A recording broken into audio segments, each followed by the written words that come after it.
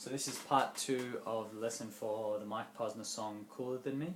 And if somehow you've come straight to part 2, you can see part 1, there's a link to part 1 just in the top left hand corner there. Now after covering the majority of the song in part 1, we've really only got the little riff that happens at the end of the song there, which is actually my favourite part of the song. It goes a bit like this.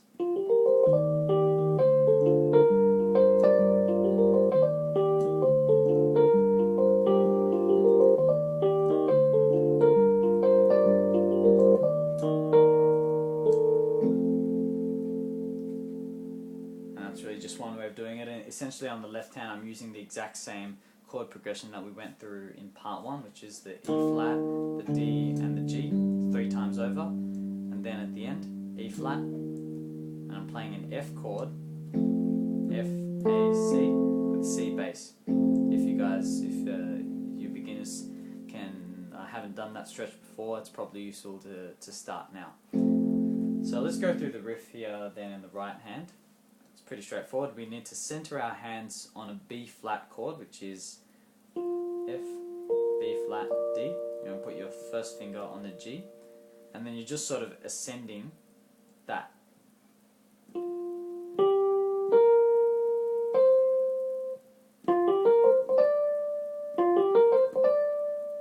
So F, G, B flat, C, D, and I'm doing a bit of a runoff there between C and the D, just sort of like that. But you can also play it straight. And then it just goes D, G, C, A, F. So let's go through that again. So you're kind of going up on the B flat and coming down on a C. C, A, F.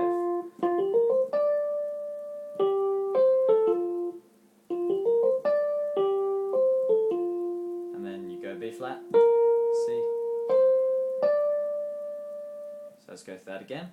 F, G, B flat, C, D, and that's just the run. And then you go to the G, then you're playing the F down, C, A, F, B flat, C, D, and that pretty much, and that's the first sort of phrase of the riff, so that ends up being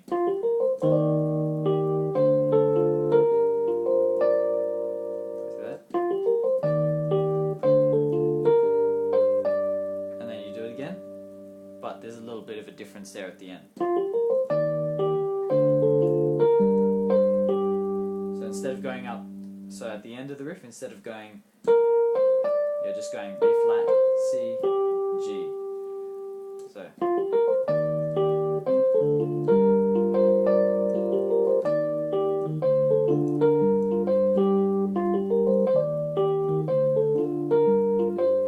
And then the fourth time around, so remember the fourth time that we go through the chord progression, we're actually doing E flat, D, and then there's that C on the F.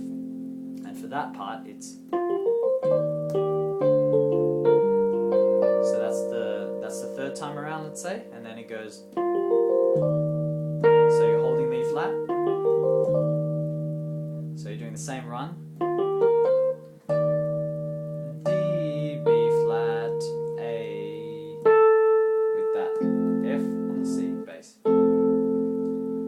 That's pretty much the whole riff, and what happens when you practice it through, you do end up getting that feel.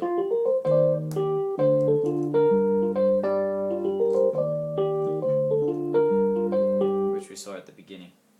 Now that's just one way of doing it, where really the left hand is playing pretty straightforward, just the bass notes and maybe an octave if you can practice that. And as I'd mentioned in part 1, for a song like this, if you are able to play the bass notes in octaves, it does help with getting a sort of rhythmic feel to the song. So you do get a bit of that. It is, after all, the sort of mid to up tempo track, so you want to get that feel, unless you're doing some sort of ballad version of the song. Now another way to play it is to have the complete chords playing in the left hand. So what we've got is an E flat 7. So that's E, G, B, D.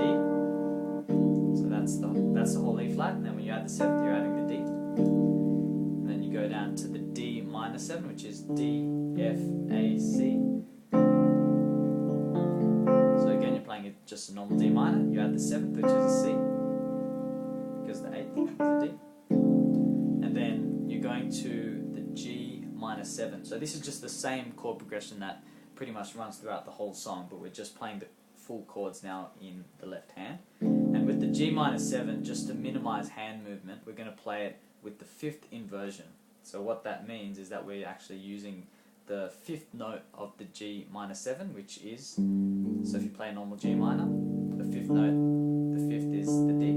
So we're going to play the same G minor 7 chord, but with the D at the bottom. And it's really just to minimize hand movements. I'm a big fan of minimizing the left hand movements wherever you can for the greatest effect, especially for pop songs. So again, and that's the D minor, and then we go to the G minor 7, which we're playing D, F, G, and B flat.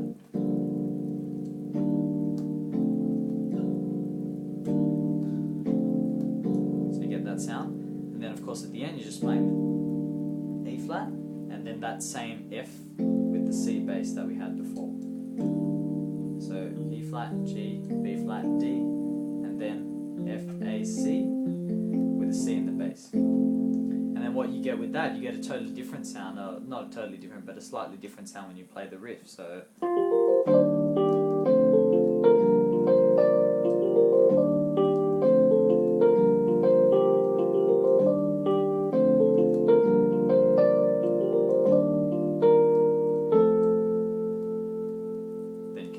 that, or you can find other ways of ending it.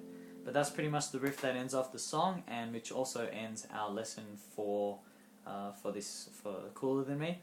If you have any feedback about my lessons, if you think I'm going too fast, if you think I'm not going fast enough, if you think I'm repeating too many things, let me know, and please give me your feedback. As I'd mentioned, I think in one of the earlier lessons, I've really set this up as a response for people who have been hitting me up on my other channel and just asking for little tutorials for some of these songs. And really it's just, I'm not here to teach you notation, I'm not here to teach you theory, just to teach you how to play the notes so you can have a bit of fun on the keys there.